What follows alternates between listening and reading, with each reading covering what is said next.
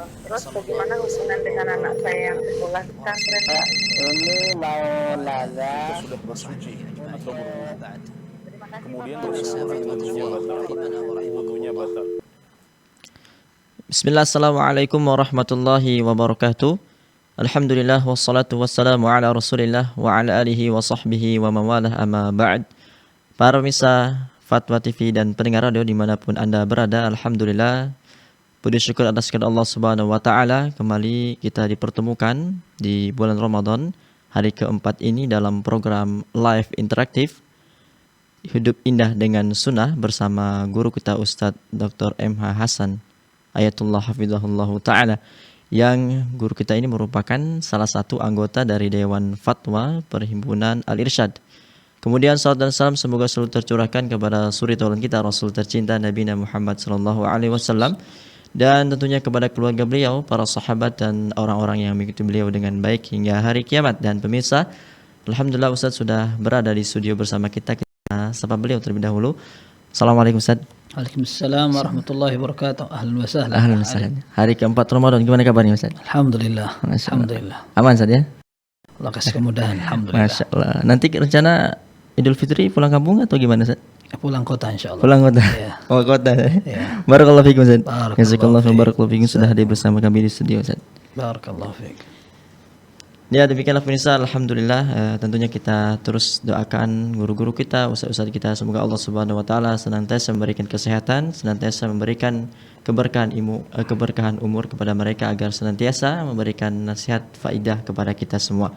Pemirsa, kami mengajak Anda untuk sebelumnya kami informasikan live interaktif kita ini juga disiarkan oleh beberapa stasiun radio. Ada Radio Sahabat Tegal, Radio MDFM Probolinggo, Radio Sago FM Sumatera Barat, Radio Al-Hikmah Banyuwangi, Radio Tuah FM Riau, dan Radio Mas FM Seragen. Jazakumullah khairan wa barakallahu fikum atas partisipasi dalam menyiarkan, menyebarluaskan live interaktif kita pada kesempatan yang baik ini. Dan kami mengajak Anda untuk bergabung, bertanya langsung kepada Ustadz melalui line interaktif kami di 0331 544 6087, 0331 544 6087, dan kami harapkan pertanyaan bersesuaian dengan tema kita, yaitu hidup indah dengan sunnah. Silakan Ustaz untuk menyampaikan nasihat pembuka. Baik. Bismillahirrahmanirrahim. Alhamdulillahirabbil alamin. Wassallallahu wasallama wa baraka ala abdihi wa rasulih nabiyina Muhammad wa ala alihi wa sahbihi ajma'in. Amma ba'd. Kaum muslimin dan muslimat, pemirsa Fatwa TV rahimana wa rahimakumullah, kita bersyukur kepada Allah. Allah memberi kita kekuatan, kemudahan untuk melaksanakan ibadah ini. Dan kita akan merasakan betapa besar sekali anugerah ini ketika kita melihat masih banyak di antara kaum muslimin terhalang atau kesulitan untuk melaksanakan ibadah puasa. Bisa karena kesulitan yang mereka hadapi karena profesi, ketika harus safar, melakukan perjalanan jauh karena pekerjaannya sebagai seorang driver atau supir misalkan. Atau sebagian kaum muslimin, dan ini banyak sekali, disayangkan ketika mereka masih belum memiliki kesadaran untuk beribadah puasa. Kita harus sadar bahwa ini merupakan kesempatan. Bisa jadi Allah Azza wa Jalla tidak memberikan kita umur panjang. Maka orang yang bisa mendapatkan bulan Ramadan kemudian bisa beribadah, ini merupakan kemudahan dan taufik dari Allah Subhanahu wa Ta'ala. Dan semakin panjang umur seseorang yang dimanfaatkan untuk beribadah, maka dia akan bisa menambah tingkat pahala dia, sehingga bisa jadi seseorang menjadi lebih afdal, lebih utama dari orang-orang yang memiliki ilmu akan tapi meninggal duluan dan mereka tidak sempat mendapatkan bulan suci ini. Maka ada sebuah hadis yang dalam sanadnya ada sedikit kelemahan. Rasulullah sallallahu alaihi wasallam menyebutkan, akan tapi makna ini didukung dengan berbagai hadis-hadis, maknanya sahih. Rasulullah sallallahu alaihi wasallam menyatakan, laisa ahadun afdalu indallahi min mu'minin yu'ammaru fil Islam. Tidak ada seorang yang lebih istimewa di sisi Allah daripada seorang beriman dan dia dimakmurkan umurnya, dipanjangkan oleh Allah dalam keadaan berislam. Artinya dia bertakwa kepada Allah dan dia bisa melaksanakan ibadah, sehingga panjang umurnya ini dimanfaatkan untuk beribadah kepada Allah Subhanahu wa Ta'ala. Dan harus kita pahami sebuah hadis yang diriwayatkan oleh Imam An-Nasa'i dengan sanad yang sahih. Rasulullah sallallahu alaihi wasallam bercerita, "Baina ana naimun idz atani rajulan." Ketika aku tertidur, aku bermimpi didatangi oleh dua orang. Hadis ini sering kita dengar dan masyhur sekali. Dan mimpi para nabi sallallahu alaihi wasallam adalah wahyu. Dan Nabi sallallahu alaihi wasallam cerita, ketika aku tertidur, aku didatangi oleh dua orang, dan dua orang itu adalah malaikat. Maka kedua orang ini mengajakku. Fa'ataya bi jabalan wa'ra. Kedua malaikat itu mengajak aku ke sebuah tempat pegunungan yang sangat terjal, susah sekali untuk dilewati. Faqala li is'ad. Mereka mengatakan, ayo naik. Faqultu lastu ana utiquhu. Aku enggak bisa. Maka kedua malaikat mengatakan, ama inna sanushiluhu lak. Kita akan memudahkan kamu untuk melewati tempat ini. Fasa'adtu hatta idza kuntu fi sawa'il jabal. Maka aku pun naik. Karena aku dibantu untuk menaiki gunung tersebut sampai ketika aku di puncaknya. Idza bi aswatin syadidah. Ternyata aku mendengar ada suara yang keras. Suara mengerikan sekali. Faqultu ma hadza? Aku tanya, ini ada apa? Ini suara apa? Maka malaikat mengatakan, hadza awa'u ahlin nar. Ini adalah suara penghuni neraka. Kemudian thumma intalaqa bi. Dua malaikat tadi mengajak aku untuk berjalan lagi. Fa idza qaumun mu'allaquna bi'araqibihim. Ada beberapa orang yang diikat di kakinya, kepalanya di bawah, musyaqqaqatan ashdaquhum tasilu ashdaquhum dama. Kemudian dua mulut mereka dari kanan dan kiri disobek begini dan darahnya bercucuran. Maka aku bertanya, faqultu man haula? Siapa mereka? Maka malaikat mengatakan, haula alladzina yasumuna haula alladzina yuftiruna qabla tahillati saumihim. Mereka adalah orang yang tidak puasa sebelum mereka diizinkan untuk berbuka. Mereka sengaja meninggalkan puasa wajib. Kaum muslimin dan muslimat, puasa ini anugerah dari Allah. Dan Ramadan merupakan waktu yang terhormat, sakral, dan itu di sisi Allah Azza wa Jalla merupakan hal yang sangat terhormat. Maka tidak boleh seseorang mencabik-cabik kehormatan hari ini. Para ulama mengatakan bahwa apabila ada seorang yang sengaja dia berhubungan badan dengan istrinya di siang hari bulan Ramadan, maka dia harus membayar qada puasanya dan puasanya rusak. Kemudian dia harus membayar kafarah atau denda. Kalau dia tidak mampu membebaskan budak, maka dia puasa 2 bulan berturut-turut. Kalau dia tidak mampu, maka dia membayar dengan memberi makan 60 orang miskin. Akan tetapi seandainya ada seorang berhubungan badan dengan istrinya ketika mereka sedang puasa qada Ramadan, mereka puasa di luar bulan Ramadan, tapi mereka mengqadha puasa Ramadan yang sempat ditinggalkan karena ada uzur. Para ulama mengatakan jelas puasanya rusak dan dia berdosa karena dia meremehkan puasa wajib yang dilakukan. Akan tapi tidak sampai membayar kafarah. Karena Ramadan memiliki makna tersendiri. Merupakan waktu yang sakral, terhormat, dan tidak boleh seorang merusak kemurnian dan juga kemuliaan bulan ini. Maka kita sangat sayangkan banyak di antara kaum muslimin justru tolong-menolong dalam keburukan dan dosa. Orang yang memiliki restoran, memberikan kesempatan kepada orang-orang yang tidak berpuasa. Orang yang bekerja, mereka alasannya, saya tidak bisa mencari nafkah kecuali dengan cara seperti ini. Maka kalau saya puasa, saya tidak mendapatkan uang. Nanti siapa yang kasih makan keluarga saya? Kita katakan subhanallah, rizki itu Allah yang tanggung. Tidak mungkin seorang karena puasa melaksanakan perintah Allah Azza wa Jalla lalu dia tidak bisa makan. Akan tapi permasalahannya adalah iman. Permasalahannya adalah hidayah dari Allah. Orang yang ingin dan semangat, tekad kuat sekali dia ingin melaksanakan puasa, dia akan kasih kemudahan oleh Allah Azza wa Jalla. Sayangnya sebagian kaum muslimin tidak memiliki sama sekali kesadaran itu. Dan rata-rata orang yang tidak berpuasa, mereka tidak salat juga, mereka tidak berdoa juga kepada Allah, dan mereka tidak perlu pedulikan juga dari mana mereka makan, apakah halal atau haram. Dan ini tidak perlu kita lihat, kita tunggu sampai Ramadan hari keberapa. Kita saksikan berapa waktu yang lalu, atau 2 atau 3 hari yang lalu. Masih permulaan Ramadan, orang dengan sengaja terang-terangan makan siang hari. Dan ini menjadi pemandangan terulang. Dan kita sebagai seorang muslim sedih dan betul-betul prihatin ketika hal ini menjadi sesuatu pemandangan yang dianggap biasa. Dan yang lebih repot lagi, ketika seorang mampu untuk mengingatkan, dia tidak ingatkan. Dia memiliki harta dan dia memiliki kedudukan dan dia bisa kerjakan misalkan proyek ini di tengah malam misalkan. Seperti beberapa negara, mereka laksanakan proyek-proyek yang membutuhkan tenaga yang luar biasa di malam hari. Atau mereka laksanakan setelah menjelang sore atau siang hari, sehingga tetap orang yang berpuasa dia bisa melaksanakan puasanya. Ketika dia sudah betul-betul letih dan payah, iftar sudah waktunya. Maka sebenarnya permasalahan itu bukan dari sekedar fisik saja atau finansial saja, akan tetapi kekuatan iman seseorang. Manakala orang menempuh jalur hidayah, maka dia akan mendapat kemudahan banyak dari Allah. Dan kita harus sadar bahwa itu merupakan kebutuhan kita sendiri. Allah tidak butuh kepada puasa kita.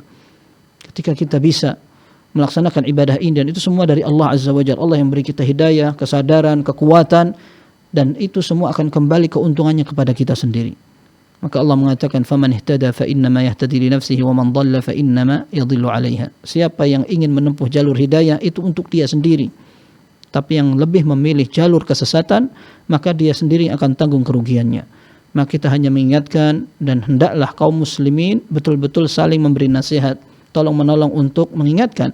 Ini bulan Ramadan yang suci, yang terhormat. Kalau kita tidak hormati, maka kita akan lebih gampang untuk mencela, meremehkan, dan merendahkan ibadah-ibadah lainnya. Dan seperti yang kita sering lihat, orang tidak sholat biasa, orang berzina, buka aurat dan sebagainya, bahkan seperti legal, tidak ada masalah sama sekali. Semoga Allah Azza wa Jalla memperbaiki kondisi kaum muslimin, dan kita bisa aman dari kemurkaan Allah karena banyaknya kemaksiatan. Wallahu a'lam bishawab. Jazakumullah khair Ustaz. Barakallahu fikum. Jazakumullah khair. Ya, demikianlah pemirsa nasihat pembuka dari Ustadz. Semoga apa yang Ustadz sampaikan bermanfaat untuk kita semua, dan semoga Allah Subhanahu wa taala senantiasa memberikan hidayah dan taufik kepada kita agar senantiasa berpuasa dan memperbanyak ibadah di bulan suci Ramadan ini. Dan pemirsa, kembali kami mengajak Anda untuk bergabung bertanya langsung kepada kami melalui line interaktif 0331 544 6087 0331 544 6087. Sudah ada Ustaz pertanyaan yang masuk pada kita baca terlebih dahulu Ustaz. Ada dari Devi Setiawati di Surakarta. Assalamualaikum warahmatullahi wabarakatuh Ustaz. Assalamualaikum warahmatullahi wabarakatuh. Ustaz, saya pernah mendengar bahwa membayar fidyah itu ada dua cara Ustaz. Yang pertama, memberi 1 kali makan kepada orang miskin dikali berapa hari ia tidak berpuasa. Kemudian cara yang kedua, memberi bahan pokok seperti gandum atau lainnya sekaligus memberi lauk pauknya sehingga memenuhi syarat dalam Al-Quran. Manakah yang lebih rajih Ustaz? Baik, kalau pertanyaannya mana yang lebih rajih, itu seolah ada kontradiksi atau khilaf, perbedaan pendapat. Tapi wallahu a'lam, ini yang saya pahami, ini bukan kontradiksi atau perbedaan pendapat, akan tetapi ini merupakan dua cara yang sama-sama dibolehkan. Imma kita ingin membayar dalam bentuk makanan pokok. Kalau dulu orang-orang membayarnya dengan bur atau gandum atau kurma dan makanan pokok lainnya. Sekarang orang bisa membayar dengan beras. Para ulama menyatakan ini khilaf juga berapa jumlah yang dibayarkan. Ada sebagian ulama mengatakan mud. 1 mud itu artinya 2 telapak tangan begini. Ini ukuran 1 mud. Dan orang yang ingin membayar kafarah atau afwan fidyah, dia bisa membayar dengan seperti ini. Kemudian ada yang mengatakan sa', 1 sa' atau 4 kali mud, atau ada yang mengatakan nisfu sa'. Ya, yang jelas bisa dilakukan dengan bahan makanan pokok seperti itu, dan dia keluarkan untuk seorang miskin dari setiap hari yang dia tinggalkan.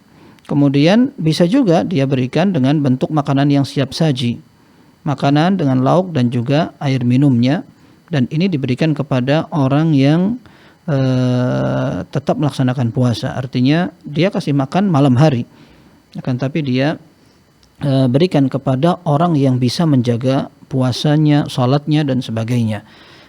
Dan para ulama mengatakan boleh dia ketika tidak mampu untuk berpuasa karena memang tua, sakit dan sebagainya, maka dia bisa membayarkan sekaligus di awal atau di akhir. Meskipun ini juga ada perbedaan pendapat di kalangan para ulama, apakah boleh seorang membayar di awal atau di akhir, awal bulan atau akhir bulan atau di pertengahan bulan. Kalau seandainya seorang ingin berhati-hati, maka dia setiap hari bisa memberikan makan kepada orang miskin dari hari yang dia tinggalkan untuk tidak berpuasa. Dan dia boleh memberikan kepada untuk misalkan puasa yang dia tinggalkan 30 hari. Dia boleh memberikan kepada 30 orang miskin, masing-masing 1 kali porsi makan. Atau dia berikan 30 porsi makan untuk 1 orang miskin. Ini juga dibolehkan oleh para ulama, wallahu a'lam bissawab. Jazakallahu khairan Ustaz. Jazakumullah khair, barakallahu fiik. Ya, demikianlah kepada yang bertanya. Jazakallahu khairan wa barakallahu fikum atas pertanyaannya. Semoga bermanfaat dan alhamdulillah sudah ada penelpon yang bergabung. Ustaz, kita sapa terlebih dahulu. Ada Abu Rizal di Kalimantan. Assalamualaikum warahmatullahi wabarakatuh. Waalaikumsalam warahmatullahi wabarakatuh. Ya, silakan. Mau tanya terkait masalah saum Ramadan, Pak Ustadz. Untuk ada yang bersaum, terus ada orang mengasih untuk berbuka saum sama makan. Itu saya sahur maksudnya, Pak? Namanya. Kenapa? Untuk berbuka saum, Pak. Berbuka. Oh, berbuka puasa, iya. Berbuka saum. Nilainya orang yang memberi buka saum terhadap orang berpuasa sama dengan orang yang berpuasa. Betulkah itu ada dasarnya, Pak Ustadz? Itu yang pertama. Terus yang kedua, apabila kita mengasih sodako atau infak di hari Jumat, itu ada kelebihan nilai katanya Pak Ustadz ya. Apakah juga itu ada dasarnya atau memang setiap hari kita berinfak sama aja, Pak Ustadz? Di hari Jumat itu ada nilainya yang lebih. Apakah itu ada dasarnya? Oke, terima kasih Pak Ustadz. Syukron Pak Ustadz. Assalamualaikum warahmatullahi wabarakatuh. Waalaikumsalam warahmatullahi wabarakatuh. Yang pertama, memberi makan atau memberi buka orang yang berpuasa, ada hadisnya. Rasulullah SAW menyatakan, man fattara sa'iman kana lahu minal ajr mithlu fa'ilihi ghaira annahu la yanqusu min ajri as-sa'imi syai'an, atau kama qala sallallahu alaihi wasallam. Barang siapa yang memberi makan buka orang yang berpuasa, maka dia akan mendapatkan pahala seperti pahala orang yang berpuasa dan tidak mengurangi pahala orang yang berpuasa itu. Allah Maha Kaya dan Allah Azza wa Jalla memberikan pahala orang yang memberi makan, orang yang memberi buka orang puasa itu seperti pahala puasanya. Dan ini ada keterangan dan dasarnya. Kemudian pertanyaan kedua tadi tentang orang yang sedekah hari Jumat. Tidak ada dalil khusus yang menganjurkan untuk menunggu sedekah di hari Jumat. Ya, sebagaimana ada justru larangan seorang mengkhususkan mengkeramatkan hari Jumat untuk sholat malam dan untuk berpuasa. Rasulullah SAW menyatakan dalam hadis yang sahih, la takhtassu yaumal jumu'ati bi siyami min bainal ayyam wa la takhussu lailatal jumu'ah bi qiyamin bainil layali. Jangan kalian jadikan malam Jumat sebagai momen kesempatan khusus untuk sholat malam, sementara di hari-hari lain kamu tidak sholat malam. Dan jangan kamu khususkan hari Jumat untuk berpuasa, sedangkan hari-hari lain kamu tidak berpuasa. Jadi mengkhususkan hari Jumat dengan amal tertentu membutuhkan dalil, dan wallahu alam sepanjang sepengetahuan ana tidak ada dalil yang menunjukkan anjuran untuk sedekah baca Al-Qur'an hanya di hari Jumat saja. Adapun apa yang sering dilakukan orang adalah secara keumuman keistimewaan hari Jumat. Memang ada hadis yang sahih menunjukkan khairu yaumin tala'at fihi syamsu yaumul jum'ah fihi khuliqa Adam wa fihi udkhila al-jannah wa fihi ukhrija minha wa la taqumu as-sa'a illa fi yaumil jum'ah.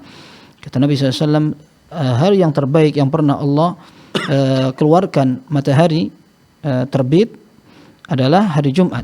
Allah ciptakan Adam pada hari Jumat, Allah masukkan ke dalam surga juga pada hari itu, dan dikeluarkan juga hari itu, dan tidak akan terjadi hari kiamat kecuali di hari Jumat. Para ulama mengatakan ini merupakan keistimewaan hari Jumat, sehingga ketika seorang ingin bersiap-siap untuk melaksanakan sholat Jumat, menggunakan minyak wangi, mandi sebelumnya, menggunakan pakaian terbaik, dan dia zikir kepada Allah, maka diharapkan dia mendapatkan kebaikan. Akan tetapi termasuk ada orang ingin memberikan makan atau orang sedekah, maka secara umum bisa dia menggunakan atau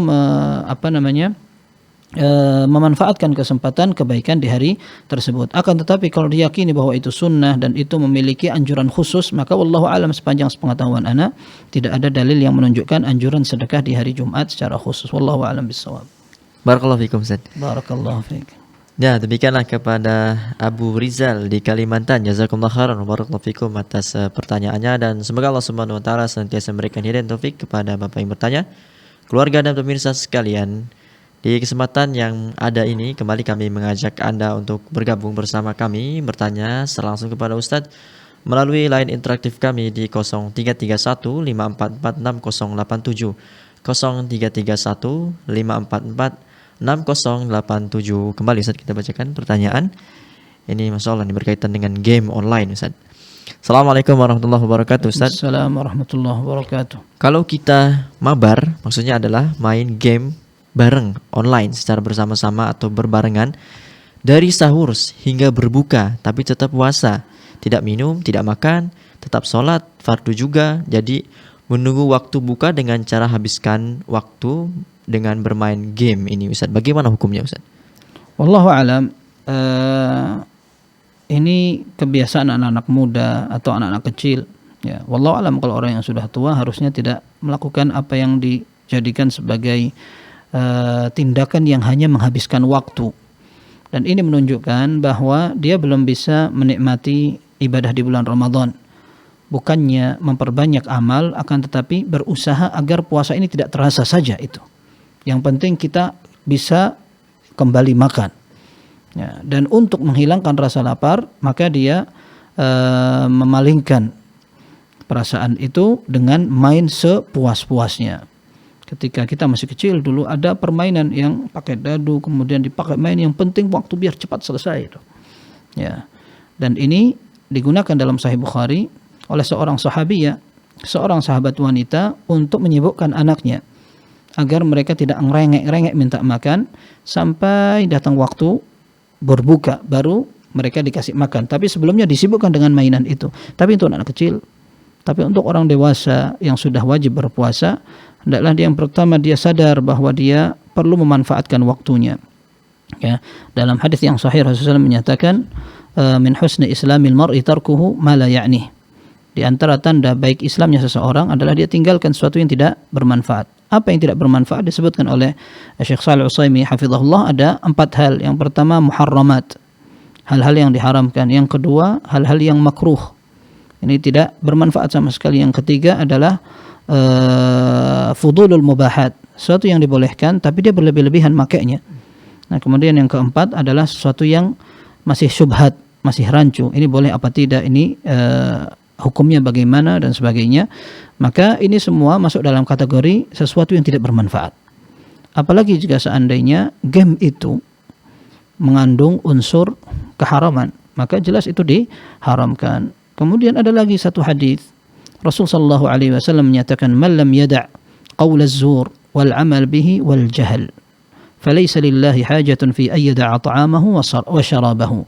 Barang siapa yang tidak bisa meninggalkan kata-kata keji, kotor, curang, kemudian melakukan tindakan tersebut, bahkan al-jahl, melakukan tindakan kebodohan, maka Allah tidak butuh puasanya, dia tinggalkan makan dan minumnya.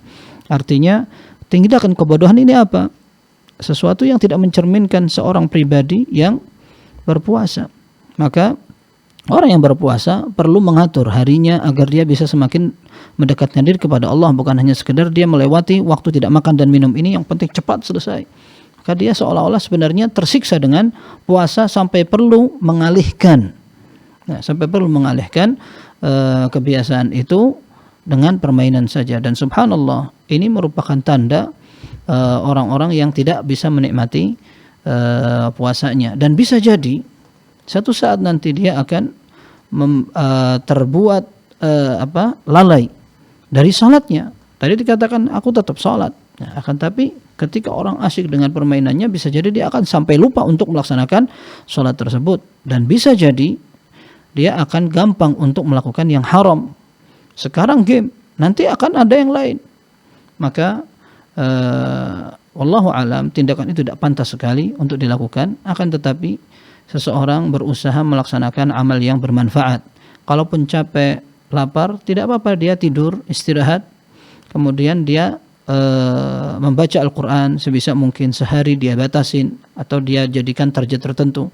Aku harus membaca Al-Quran satu hari minimal 5 halaman, atau kalau tidak mampu 3 halaman, atau minimal dalam satu hari 1 halaman aku harus ada yang aku baca. Itu yang dijadikan sebagai ritual aktivitas orang yang berpuasa, bukan justru mencari pelampiasan dari puasa yang dia lakukan. Wallahu a'lam bishawab. Jazakumullah khairan. Jazakumullah khair. Ya, demikianlah kepada yang bertanya, ada saudara Panglima tadi, jazakumullah khairan barakallahu fikum atas pertanyaannya, dan semoga Allah Subhanahu wa taala memberikan hidayah dan taufik kepada yang bertanya.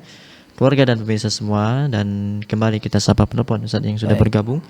Ada Umu Yuli di Pekanbaru. Assalamualaikum warahmatullahi wabarakatuh. Waalaikumsalam warahmatullahi wabarakatuh. Ya, silakan. Iya. Assalamualaikum Ustaz. Assalamualaikum warahmatullahi wabarakatuh. wabarakatuh. Izin melanjutkan pertanyaan dari member WhatsApp di Rosa Ustaz. Yang pertama itu izin bertanya apakah tadarusan itu termasuk bid'ah? Iya. Terus yang kedua Ustaz, apakah dikeluarkan zakatnya uang istri yang dipinjam oleh suami? Sudah sampai haul dan nisabnya, tapi belum tahu entah kapan akan dikembalikan. Apakah uang itu harus dikeluarkan zakatnya Ustaz? Iya. Ya, udah itu aja Ustaz. Syukron, jazakallah khairan. Assalamualaikum. Waalaikumsalam warahmatullahi wabarakatuh. Wallahu alam, masalah tadarrus atau membaca Al-Quran bersama dan sebagainya yang dilakukan oleh Nabi sallallahu alaihi wasallam. Rasulullah sallallahu alaihi wasallam ketika beliau datang bulan Ramadan, beliau membaca Al-Quran bersama Jibril. Dalam hadis yang sahih diriwayatkan oleh Jabir bin Abdullah radhiyallahu anhuma, Rasulullah SAW disebutkan selalu membaca Al-Quran bersama Jibril. Bahkan disebutkan kana Rasulullah SAW ajwadan nas wa kana ajwadu ma yakun fi syahr Ramadan hina yalqahu Jibril wa kana Jibril yalqahu fi kulli Ramadan hatta yansalikh fayudarisuhu Al-Quran. Dalam hadis yang diriwayatkan oleh Imam Bukhari dan Muslim tersebut dikatakan bahwa Jibril datang untuk menemui Nabi sallallahu alaihi wasallam pada setiap malam sampai malam itu berlalu dan saling bertadarrus. Hanya wallahu alam bagaimana tata cara tadarrus yang dilakukan oleh Jibril dan Nabi sallallahu alaihi wasallam tersebut. Apakah itu dalam bentuk Rasul sallallahu alaihi wasallam menyetorkan hafalannya, karena dalam beberapa riwayat juga disebutkan Rasul sallallahu alaihi wasallam membaca terus, dan pada tahun terakhir ketika beliau akhirnya meninggal, beliau sempat menghatamkan 2 kali. Tapi wallahu alam, apakah ini maksudnya yang membaca hanya Jibril saja, Rasulullah sallallahu alaihi wasallam saja atau Jibril saja? Ana tidak berani memberikan jawaban. Artinya apakah itu seperti yang sering dilakukan oleh kaum muslimin sekarang, termasuk dalam penerapan hadis yang disebutkan dalam hadis itu, wallahu alam. Kemudian yang kedua tentang masalah zakat untuk harta yang dipinjam, ini disebutkan oleh para ulama ketika seorang mampu dan dia memiliki harta sampai nisab, kemudian juga sampai haul. Ya, nisabnya misalkan 85 gram emas. Kemudian sampai 1 tahun harta itu bertahan, tapi dipinjam orang dan belum sampai belum dikembalikan juga. Entah ini suami atau orang lain, yang jelas hukumnya sama disebutkan oleh para ulama. Orang memiliki harta sampai nisab dan juga mencapai haul, cuman dipinjam sama orang. Nah, ini kata para ulama, seandainya dia memiliki harta yang lain, kalau seandainya dia masih memiliki harta yang cukup, dia hitung harta yang dipinjam sama orang itu dengan harta yang masih ada pada dia. Kemudian seandainya harta yang dia pegang dan tidak dipinjam itu cukup untuk membayar zakatnya, dan jelas kita sebagai tadi bahwa semua hartanya dihitung, yang dia pegang dan yang dipinjam dihitung, kemudian dia masih mampu untuk mengeluarkan zakat dari harta yang dia pegang, maka ini dilakukan. Tapi kalau seandainya tidak bisa karena hartanya sedikit, jadi yang dia pinjam, yang dipinjam sama orang lebih banyak dari apa yang dia pegang, dan yang dia pegang juga masih dia butuhkan, maka para ulama mengatakan ditunggu kapan uang yang dihutang itu datang dan dikembalikan. Begitu dibayar oleh orang yang menghutang tadi, baru dia tunaikan zakatnya. Wallahu a'lam bissawab. Jazakumullah khairan Ustaz. Jazakumullah khairan. Berkenaan dengan tadarusan ini Ustaz, kalau ditanya berkenaan dengan mana yang lebih afdol Ustaz, kalau apakah tadarusan bersama-sama begitu atau membaca Al-Quran sendiri begitu? Iya, ini juga sama seperti ditanyakan oleh orang. Kita dianjurkan untuk membaca Al-Quran sebanyak-banyaknya. Dan apakah saya menghatamkan Al-Quran sendiri atau menghatamkan bareng-bareng? Gitu. Kita katakan bahwa orang yang baca Al-Quran bareng-bareng sebenarnya dia tidak menghatamkan Al-Quran. Dia hanya baca 1 juz aja dari semua yang dia baca, misalkan, karena dipakai keroyokan masing-masing banyak begitu. Nah, apalagi sebagian orang kejar tayang. Jadi satu malam dia misalkan harus hatam. Misalkan satu malam harus hatam, akhirnya karena waktunya tidak cukup, akhirnya mereka bagi-bagi. Ini baca juz 21, ini baca juz 22, ini baca juz, ayo langsung semuanya selesaikan dalam waktu yang sama. Ini hakikatnya mereka tidak hataman, tapi mereka membaca di bagian yang mereka baca itu. Kalau seandainya seseorang ingin memakmurkan bulan Ramadan ini dengan baca Al-Quran, maka dia baca sendiri dan dia hatamkan sendiri sebagaimana dipraktekkan oleh para ulama dulu. Nah, ada sebagian mereka yang sampai hatam 1 pekan sekali, ada yang sampai 3 hari sekali, dan ketika masuk 10 hari terakhir ada yang sampai hatam setiap hari. Dan itu bukan keroyokan, akan tetapi masing-masing membaca sendiri seperti itu. Wallahu a'lam bishawab. Barakallahu fikum Ustaz. Barakallahu. Ya, demikianlah kepada Ummu Yudi tadi yang bertanya. Jazakillah khairan wa barakallahu fik atas pertanyaannya, dan semoga Allah Subhanahu wa taala senantiasa memberikan hidayah dan taufik kepada kita semua. Kembali kami mengajak Anda pemirsa untuk bergabung bersama kami, bertanya langsung kepada Ustadz melalui line interaktif kami di 0331544687, 0331544687. Kembali Ustadz, kita bacakan pertanyaan. Ya, berkaitan masih dengan tentang puasa ini Ustadz. Ade Arum di Surakarta. Assalamualaikum warahmatullahi wabarakatuh Ustadz. Assalamualaikum warahmatullahi wabarakatuh. Izin bertanya Ustadz, bagaimana jika dari beberapa pembatal puasa tidak sengaja dilakukan, apakah tetap membatalkan puasa? Misal ketika istinsyak atau berkumur dalam wudu, qadarullah air tertelan Ustaz. Baik, kalau seandainya tidak sengaja, maka insya Allah tidak masalah dan tidak membatalkan. Seperti orang yang lupa. Ada orang yang tidak sengaja, dia lupa bangun tidur, dia langsung minum padahal dia sedang berpuasa. Maka Nabi SAW menyatakan, man nasiya wa huwa sha'iman fa akala aw syariba falyutimma shaumahu fa innama at'amahu Allah wa saqah. Orang yang lupa sehingga dia makan atau minum padahal dia sedang berpuasa, hendaklah dia menyempurnakan puasanya, karena itu hakikatnya Allah yang memudahkan dia untuk makan dan minum itu. Artinya dia tidak sengaja. Dan Hafidz Ibnu Hajar menyebutkan bahwa perbuatan yang lupa itu bukan dinisbatkan kepada pelakunya. Kemudian termasuk orang yang tidak mampu atau orang yang tidak sengaja, seperti tadi orang berwudu. Dan ada hadis yang diriwayatkan oleh Imam Abi Dawud dengan sanad yang sahih, Rasulullah SAW menyatakan, wabaligh fil istinsyaqi illa an takuna sha'iman. Hendaklah engkau betul-betul sungguh-sungguh dalam istinsyak, menghirup air ketika wudu dengan hidung, kemudian dikeluarkan kembali. Kemudian termasuk al-madmadah. Al-madmadah artinya berkumur. Lalu tanpa dia sadari, kata Nabi SAW, kecuali kalau kamu sedang berpuasa. Kalau kamu berpuasa jangan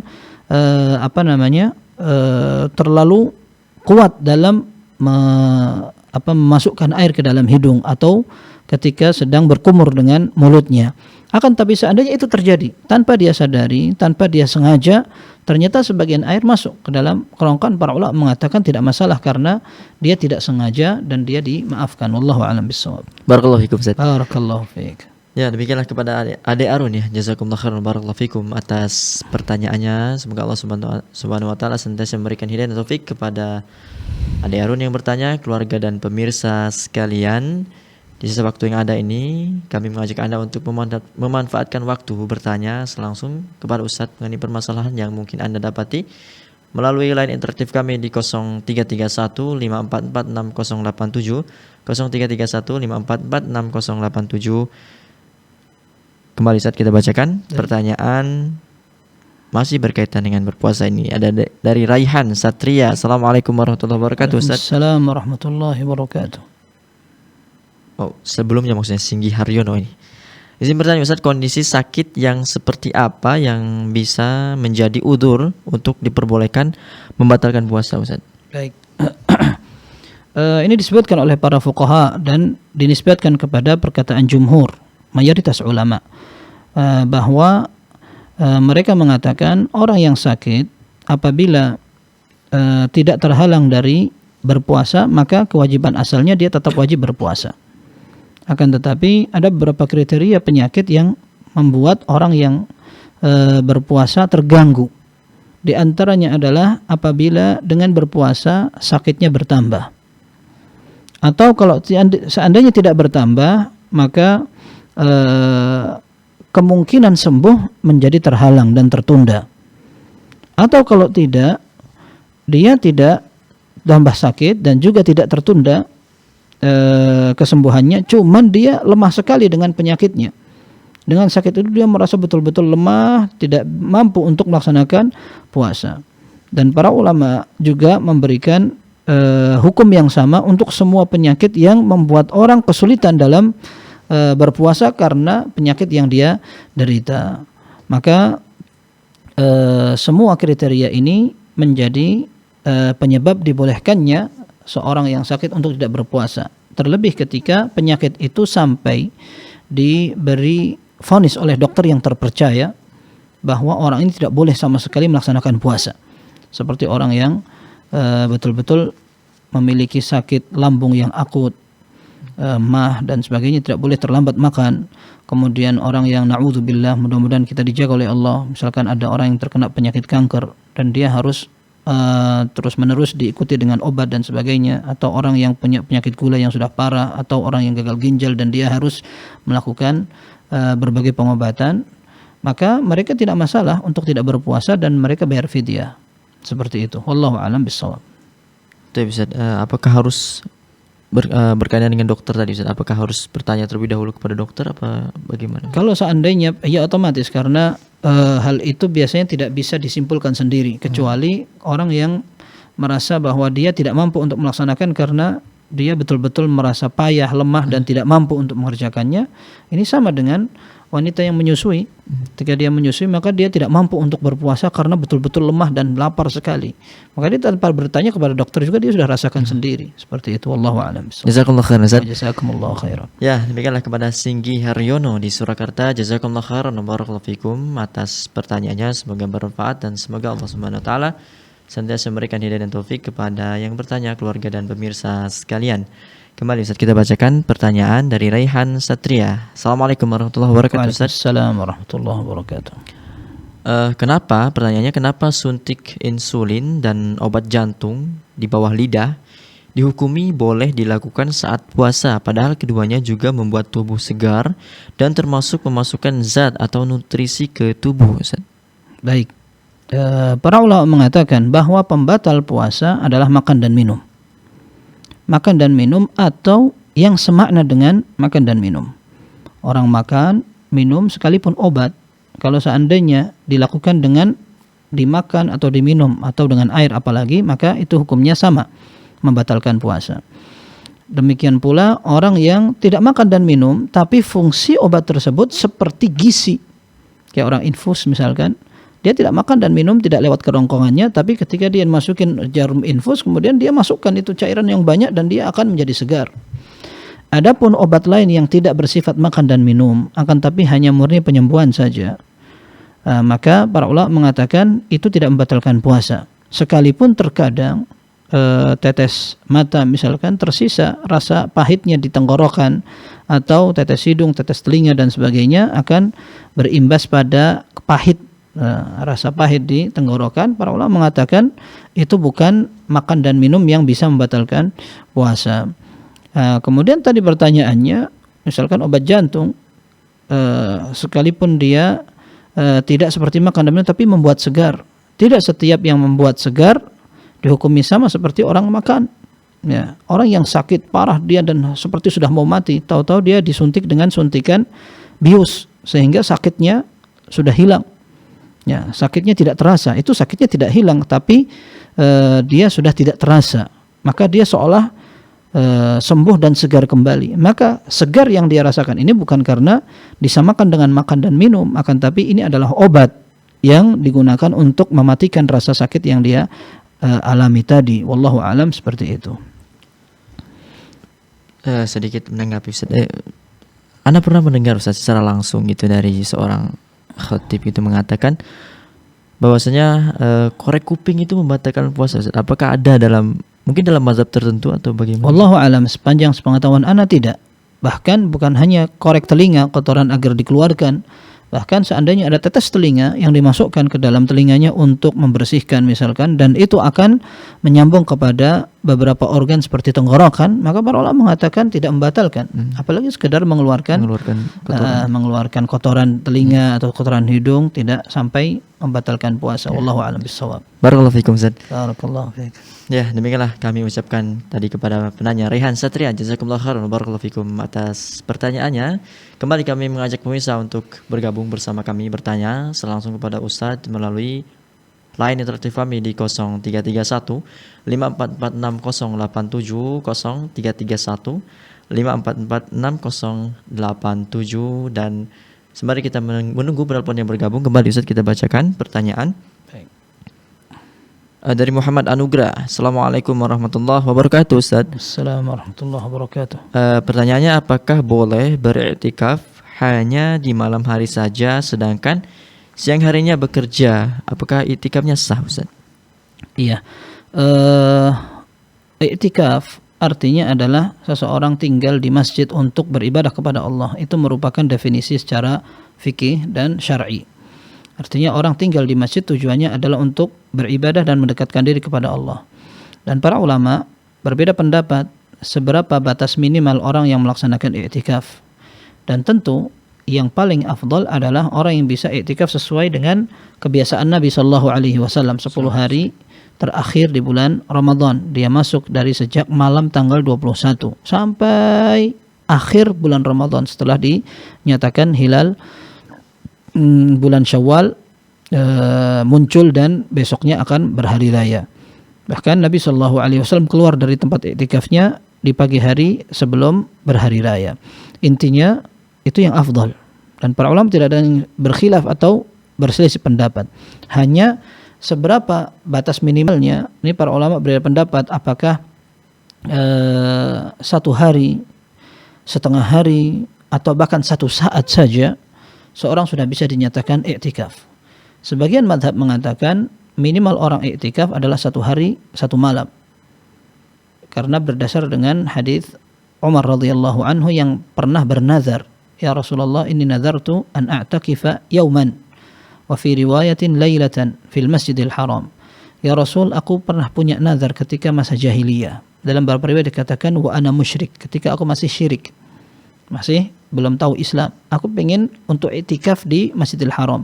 Dalam riwayat dikatakan 1 malam, dalam riwayat yang dikatakan 1 hari. Ya, maka Rasulullah SAW mengatakan aufi binadrik, tunaikan nazarmu.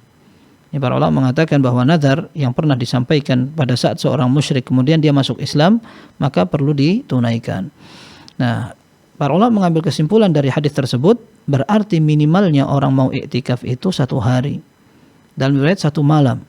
Dan Ibnu Hibban menyebutkan ini untuk dikompromikan antara 2 hadis ini, maksudnya 1 hari 1 malam. Dan ini ada sebagian mazhab menyatakan demikian. Minimal orang ingin iktikaf adalah 1 hari 1 malam. Karena dalam riwayat yang yauman 1 hari dan riwayat lainnya dikatakan lailan atau lailatan, artinya 1 malam, maksudnya 1 malam bersama harinya atau 1 hari bersama malamnya. Maka sebagian ulama mengatakan minimal 1 hari 1 malam. Ada yang mengatakan minimalnya adalah sedikit, sekalipun cuman sebentar sekali 1 jam, bahkan kurang dari itu. Ini bahkan disebut oleh Hafidz Ibnu Hajar rahimahullah, beliau menukil dari riwayat Abdul Razzaq. Ada seorang sahabat yang bernama Ya'la ibnu Umayyah atau siapa begitu. Beliau mengatakan inni la amkuthu fil masjidis sa'ah wa la amkuthu illa li'a'takif. Aku sungguh tinggal di masjid sebentar saja. Sa'ah di situ artinya bukan 1 jam, akan tapi beberapa saat saja, waktu yang sebentar. Dan aku tidak tinggal di masjid kecuali aku niatkan i'tikaf, padahal itu sebentar.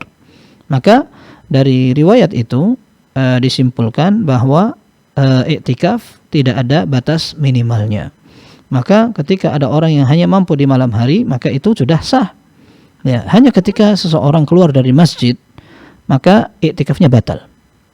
Seorang ketika keluar dari masjid dan memang ingin keluar, bukan karena ada kebutuhan, maka iktikafnya batal. Dan ketika dia akan masuk, dia perlu meniatkan diri untuk iktikaf kembali.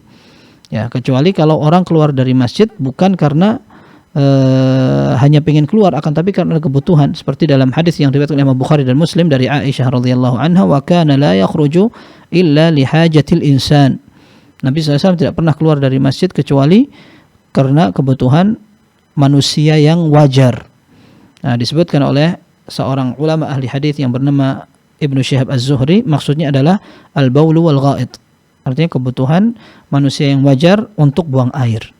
Nah, para ulama mengatakan semua kebutuhan manusia yang tidak bisa didapatkan di masjid, seperti makan, kalau seandainya tidak ada yang menyediakan, entah itu sahur atau berbuka, maka dia boleh untuk keluar. Termasuk di antaranya bahkan disebut oleh Hafidz Ibnu Hajar seperti orang ingin muntah. Dia masuk angin, sakit, lalu muntah, maka dia boleh keluar dari masjid untuk muntah di luar.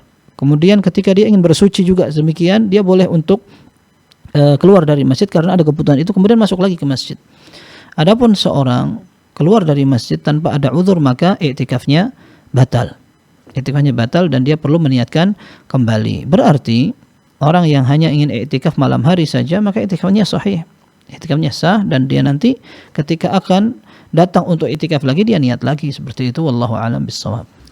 Jazakumullah khairan Ustaz, barakallahu fikum. Barakallahu fikum. Ya, kami ucapkan jazakumullah khairan wa barakallahu fikum kepada Muhammad Anugrah atas pertanyaannya. Semoga bermanfaat dan semoga Allah Subhanahu wa taala senantiasa memberikan hidayah dan taufik kepada yang bertanya, keluarga dan pemirsa sekalian. Kembali Ustaz, kita bacakan pertanyaan dari Ahmad Syaifuddin. Assalamualaikum warahmatullahi wabarakatuh Ustaz. Waalaikumsalam warahmatullahi wabarakatuh. Ketika sahur minum obat atau tetes mata, tapi setelah subuh masih terasa di tenggorokan Ustaz, apakah puasanya masih sah?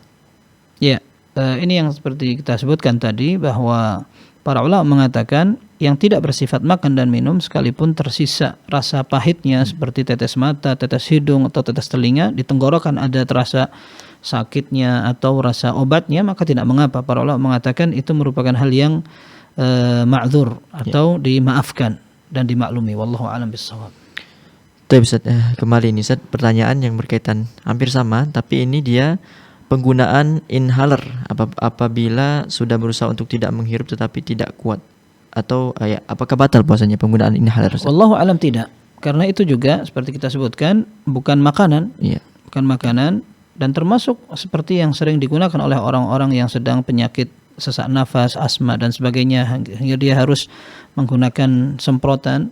Itu wallahu alam tidak sampai membatalkan puasanya, seperti itu. Wallahu alam bissawab. Jazakumullah khairan Ustaz, barakallahu fikum. Ya, kami ucapkan jazakumullah khairan barakallahu fikum kepada para penanya yang sudah kami sebutkan tadi. Semoga Allah Subhanahu wa taala senantiasa memberikan hidayah dan taufik kepada para penanya, keluarga dan pemirsa sekalian. Tersisa sedikit lagi Ustaz waktu yang tersisa. Kembali kita bacakan pertanyaan dari Ummu Abdillah Ustaz. Assalamualaikum warahmatullahi wabarakatuh. Waalaikumsalam warahmatullahi wabarakatuh.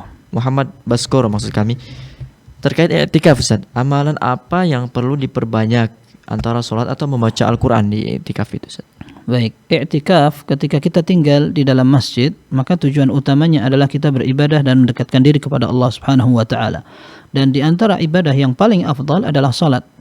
Maka Nabi sallallahu alaihi wasallam beliau panjangkan salatnya. Beliau panjang sekali, dan salat malam merupakan salat yang identik dengan panjangnya bacaan maupun gerakan salatnya. Bahkan disebutkan dalam riwayat At-Tirmidzi, Abu Dawud dan Nasa'i dengan sanad yang sahih dari sahabat Abu Dzar, beliau cerita, "Sumna ma'a Rasulillah sallallahu alaihi wasallam fi Ramadan." Kami pernah berpuasa Ramadan bersama Nabi sallallahu alaihi wasallam, falam yaqum bina syai'an minasy-syahr. Beliau tidak pernah melaksanakan salat malam bersama kami. Hatta idza baqiyat sab'un, ketika Ramadan tersisa 7 hari saja, shalla bina. Beliau melaksanakan salat bersama kami hatta dhahaba thuluthul lail, sampai lewat sepertiga malam. Ini salatnya panjang. Jadi sampai sepertiga malam, ada sekitar berarti 3 jaman beliau salat. Kemudian falamma kanat as-sadisa aw fi as-sadisa lam yakhruj minhu syai'an. Rasulullah ketika tersisa 6 hari dari bulan Ramadan, beliau tidak melaksanakan qiyamul lail bersama kami. Kemudian falamma kanatil khamisah, ketika Ramadan tinggal 5 hari, beliau keluar lagi dan melaksanakan salat. Shalla bina hatta dhahaba syatrul lail. Beliau salat dengan panjang sampai setengah malam. Maka aku katakan waktu itu, "Ya Rasulullah, lau naffaltana baqiyata lailatina hadhihi." Ya Rasulullah, seandainya antum tambahkan salat ini, antum panjangkan lagi sehingga kita bisa semakin menikmati bacaan antum, salat bersama antum. Maka Rasulullah mengatakan, "Idza shalla ar-rajulu ma'al imami hatta yansarif husiba lahu qiyamul lailah." Ketika seorang bisa melaksanakan salat bersama imamnya sampai selesai, maka dia akan mendapatkan pahala melaksanakan sholat malam semalam suntuk. Meskipun tidak sampai semalam suntuk, tapi pahalanya semalam suntuk dia dapatkan. Kemudian falamma kanatir rabi'ah lam yaqum bina syai'an. Ketika pada tersisa 4 hari di bulan Ramadan, beliau tidak melaksanakan qiyamul lail bersama kami. Ketika sampai ke 3 hari, alias Ramadan tinggal 3 hari lagi, Rasulullah SAW jama'a ahlahu wa nisa'ahu wan nas. Beliau kumpulkan orang-orang, kemudian beliau melaksanakan salat hatta khashina an yafutana al-falah. Sampai kami khawatir akan kehilangan al-falah. Sang rawi bertanya, "Wa mal falah?" Apa yang dikatakan falah? Qultu as-suhur. Kita khawatir ketinggalan makan sahur karena panjangnya salat Nabi sallallahu alaihi wasallam. Maka orang i'tikaf dia bisa melaksanakan salat banyak, entah salat tahajud, salat qiyamul lail, salat mutlak, salat wudu dan sebagainya. Dan ketika membaca Al-Qur'an bagus juga. Dan dia bisa baca Al-Quran ketika dia sholat atau di luar sholat. Ketika dia sholat dan dia ingin membaca Al-Quran dengan mushaf pun tidak masalah. Tidak masalah seorang ketika ingin panjang sholatnya tapi dia tidak hafal, lalu dia ambil mushaf dan dia baca begini, ketika akan rukuk baru dia letakkan, tidak masalah. Seperti itu. Dan kalau seandainya dia selesai dari sholat, dia akan selingi dengan baca Al-Quran, tidak apa-apa, bagus juga seperti itu. Sebagaimana para ulama menyebutkan juga bahwa orang iktikaf boleh melakukan hal-hal mubah seperti istirahat, makan, ngobrol dan sebagainya. Bahkan dalam riwayat yang sahih dalam Bukhari dan Muslim, Safiyah radhiyallahu anha, ummul mukminin, datang bertamu kepada Nabi sallallahu alaihi wasallam yang sedang iktikaf di masjid. Maka mereka ngobrol berdua sampai agak malam. Kemudian Rasulullah SAW mengantar Safiyah sampai keluar masjid. Ini menunjukkan bahwa berbicara ketika iktikaf dengan hal-hal yang mubah dibolehkan, apalagi ibadah-ibadah lain. Wallahu a'lam bissawab. Barakallahu fikum Ustaz.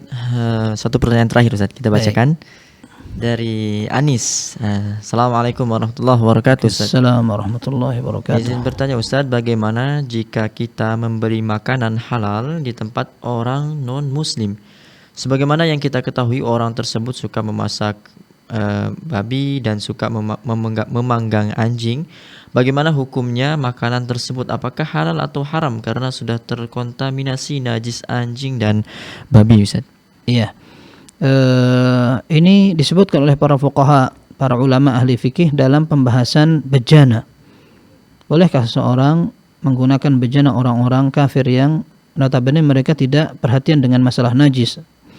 Maka para ulama berbeda pendapat juga. Ada sebagian mengatakan makruh hukumnya menggunakan bejana itu kecuali dia harus cuci terlebih dahulu.